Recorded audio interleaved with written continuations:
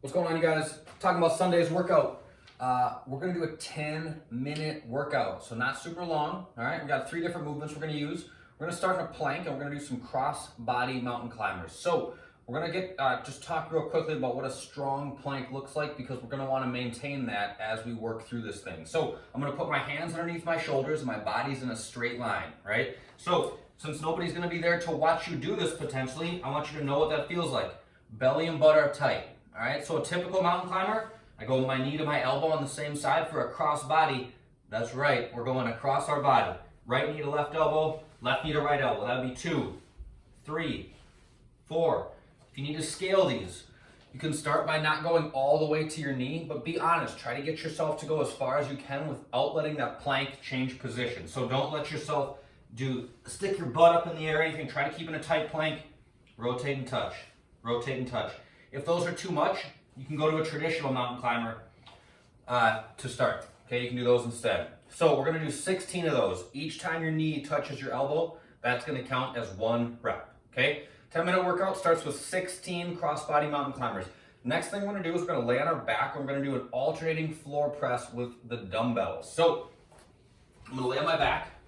I'm gonna get the dumbbells locked out above me, and I'm gonna bring one arm down, touch my elbow to the ground, and then push back up. Okay. Setting up for these is kind of goofy. You can put the dumbbells on your thighs. Then as you lay back, you can use your legs to get them into position. I start here. I'm going to bring one down and then press back up. That's 1, 2, 3, all the way up to 12 on those. Okay. If you have a couple pairs of dumbbells, use your heavier ones for these. They're not that bad. Work on keeping the angle at the bottom of the rep. You want your arm to be about 45 degrees here. We're not way up here. We're not elbow right next to our side. Something like a triangle right here, okay? Last thing we're doing is a dumbbell goblet squat. So I'm gonna hold on to the dumbbell. We're gonna do 8 of these. It's gonna be at my chest, and I'm gonna squat. Hips go below my knees, feet stay flat, and then I stand back up, okay? So for the floor press, if you don't have dumbbells and you can't do those, do push-ups instead, okay? You can scale push-ups by going to your knees, whatever works best for you, but do 12 push-ups instead of the floor press. For the goblet squats, if you don't have dumbbells, use something. Put some books in a backpack. Add a little bit of weight to your body, and if you don't have enough to make it feel like it's actually challenging for just 8 reps, add a tempo to your squat. So instead of going really fast on the way down, add a 3-second descent. Feel for tension on the way down, stand up quick. 3-second descent. We'll add a little bit of challenge there.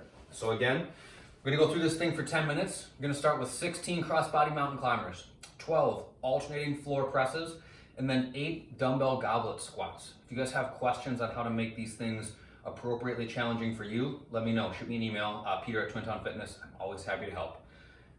Last, we're gonna do a little bit of mobility. Oh, before that, we're gonna do a little fun tomorrow. We're gonna do 2 minutes of max sit-ups. There'll be a video below this one that you guys can check out from Brock on what we're looking for that.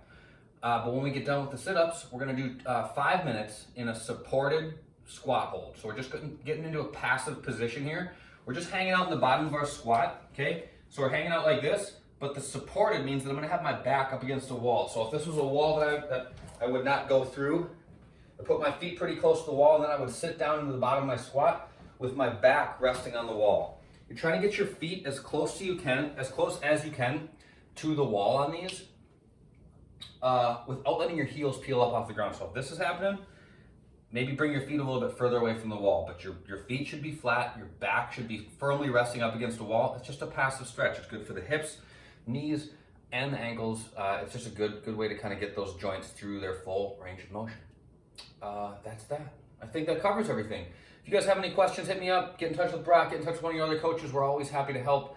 Remember that we're live streaming at 8 a.m., so come check us out. See you guys soon. Later.